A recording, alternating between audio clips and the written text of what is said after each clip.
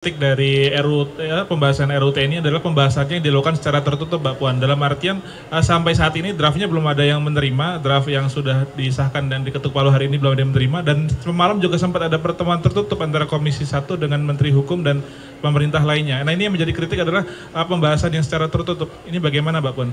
Setelah disahkan, tentu saja nanti akan kami berikan apa yang sudah akan diputuskan. Tapi tadi yang seperti saya sampaikan, 3 hal yang kemudian menjadi perbincangan atau kemudian hal-hal yang kemudian diisukan, dicurigai tidak seperti yang diharapkan, insya Allah tidak akan terjadi. Alhamdulillah baru saja rapat paripurna DPR RI mensahkan Undang-Undang TNI yang mana dari fokus pembahasannya sudah memenuhi semua azas legalitas yang memang harus dilaksanakan. Tadi sudah disampaikan dalam rapat paripurna, semua prosesnya itu sudah dalam mekanisme yang memang seharusnya dilaksanakan, dari penerimaan surat sampai mendengarkan partisipasi masyarakat, kemudian pihak-pihak yang harus didengar dan lain-lain sebagainya. Bahkan pembahasannya pun dilaksanakan secara terbuka. Kami dari DPR dan pemerintah menerima masukan dan aspirasi dari seluruh elemen masyarakat yang dianggap penting dan perlu. Tentu saja juga masukan dari mahasiswa, perwakilan mahasiswa juga sudah kami dengarkan. Jadi pembahasan dari RUU TNI yang direvisi kemudian tadi disahkan menjadi undang-undang, ada 3 pasal yang fokus kemudian dibahas, yaitu pasal 7 terkait dengan OMSP, operasi militer, kemudian terkait dengan pasal 47 yang mana ada penambahan dari 10 bidang yang memang bisa ditempati oleh TNI aktif dari 10 menjadi 14. Kemudian masalah pensiun yang mana ada masalah keadilan. Jadi hanya 3 hal tersebut, dan tadi kami juga sudah menegaskan bahwa kami DPR RI dan pemerintah tetap menegaskan bahwa tetap mengedepankan supremasi sipil, kemudian hak-hak demokrasi, kemudian juga hak asasi manusia sesuai dengan aturan perundangan di Indonesia dan internasional. Jadi kami berharap dan menghimbau adik-adik mahasiswa yang saat ini mungkin masih belum mendapatkan penjelasan atau keterangan yang dibutuhkan, nanti kami siap untuk memberikan penjelasan bahwa apa yang dikhawatirkan, apa yang dicurigai, bahwa ada berita-berita yang kemudian revisi Undang-Undang TNI ini tidak akan sesuai dengan yang diharapkan, insya Allah tidak. Dan kami juga berharap bahwa revisi Undang-Undang TNI yang kemudian tadi sudah disahkan adalah nantinya ke depan akan bisa bermanfaat bagi pembangunan bangsa dan negara.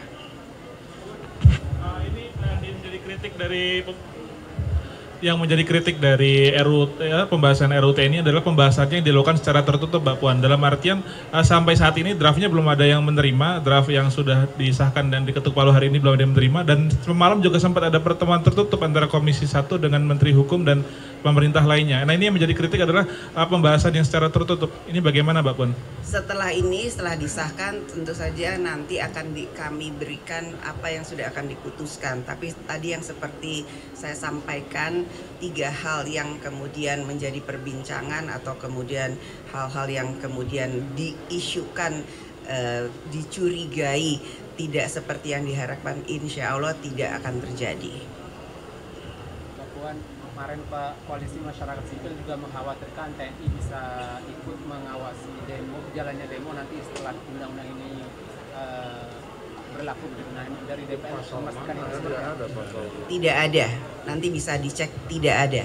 Kita tetap mengedepankan supremasi sipil. Ini kan karena publikasi agenda-agenda rapat ini tidak terpublikasi, baik itu juga kepada wartawan karena dadakan dan tertutup. Itu alasannya kenapa ya, Mbak? Dalam pembahasan selalu ada media. Dan setelah keluar dari ruangan, Panja selalu memberikan penjelasan apa saja yang sudah dibahas. Namun karena memang belum selesai pembahasannya dalam pembahasan tersebut, tentu saja itu belum bisa menjadi satu hal yang menjadi keputusan. Jadi hari ini karena memang sudah diputuskan antara DPR RI dan pemerintah, ini menjadi satu keputusan yang memang sudah disepakati. Nanti silakan dilihat. Mbak Puan, izin isu lain soal penemuan ladang ganja di Bromo. Mbak Puan, ini dari pimpinan DPR bagaimana sih Mbak menyikapi dan menindaklanjuti ke depannya?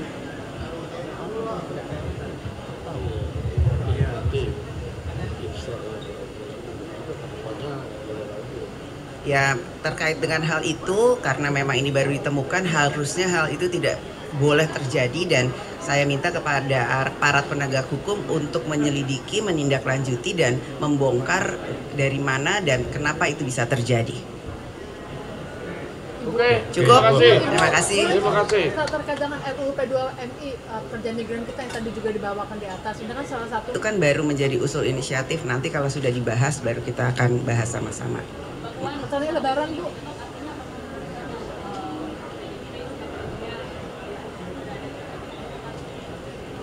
Kami di sini di DPR bersama-sama bergotong royong akan bersama-sama dengan pemerintah demi bangsa dan negara. Sikap Ibu Ya. Mega seperti apa, Ibu? Mendukung, karena memang sesuai dengan apa yang diharapkan. Ibu terkait kemarin. Bahwa tadi kan yang baru hanya 3, tapi untuk larangan berbisnis apakah masih sama bahwa TNI tidak boleh? Nah, tetap dilarang, tidak boleh berbisnis, tidak boleh menjadi anggota partai politik, dan ada beberapa lagi itu harus, dan bahkan kalau di luar dari pasal 47 bahwa cuman ada 14 kementerian lembaga yang boleh diduduki TNI aktif, yang TNI aktif itu harus mundur atau pensiun dini. Jadi tolong jangan ada kecurigaan, jangan salah berprasangka dulu. Mari kita sama-sama baca dengan baik setelah undang-undang ini disahkan. Kita jangan belum apa-apa berburuk sangka. Ini bulan Ramadan, bulan penuh berkah. Kita sama-sama harus mempunyai pikiran positif dahulu. Sebelum membaca, sebelum melihat, tolong jangan berburuk sangka dan berprasangka negatif. Pasal 7 Ibu soal terkait Lebaran, Bu, OMSP, persiapan Lebaran. soal OMSP ini tidak diatur masa tenggat TNI yang melakukan operasi di luar militer. Ini dikhawatirkan karena bisa menambah kewenangan presiden. Seperti apa? Itu nanti diatur dalam PP, dan insya Allah jangan sampai terjadi ada operasi militer. Ini kan hanya untuk antisipasi dan mitigasi. Jikalau terjadi akan dilaksanakan hal seperti itu. Namun jika tidak, jangan sampai terjadi, dan itu hanya penambahannya itu adalah untuk cyber dan penyelamatan warga negara di luar negeri jika dibutuhkan. Persiapan Apa? Udah di undang-undang, kita kan berpayungnya payung undang-undang. Puan, Wah, ini udah terlalu. Pak Puan, kemarin ada desakan RUU Polri supaya segera dibahas karena KUHP sekarang lagi digarap di Liga. Ini seperti apa, Mbak? Belum ada surprise, dan kita lihat lagi ya. Udah dulu, ini lagi lebaran, nanti habis lagi puasa mau menuju lebaran, ini udah jam kritis. Iya benar. Ya, terima kasih.